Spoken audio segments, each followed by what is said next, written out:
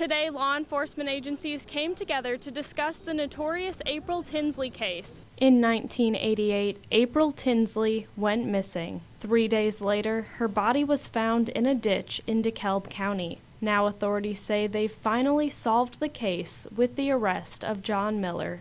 Officials applauded the hard work of law enforcement over the last 30 years. Has not been a day, a month, or a year that has gone by without someone in this room working on this case. This case has tugged at the heartstrings of investigators. They should be able to walk a block away from their house, and that's why I think any of the detectives that I worked with or had any dealings with, there was no question about it. They head to the nose of the grindstone and let's get it solved.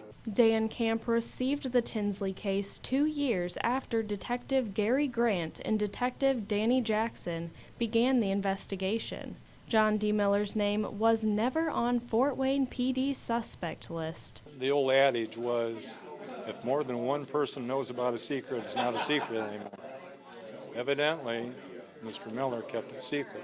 But the killer did leave messages around town threatening to kill again. I think he was taunting the police department because all the message he left. I think that made the detectives a lot more apt to work harder and try to find him.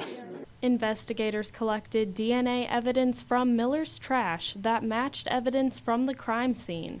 He was arrested Sunday and confessed. Today, law enforcement talked closure on a long-time investigation. Family's got some closure on this, and that's the important thing. I think that the Tinsleys deserve some peace and tranquility now, and they've got it.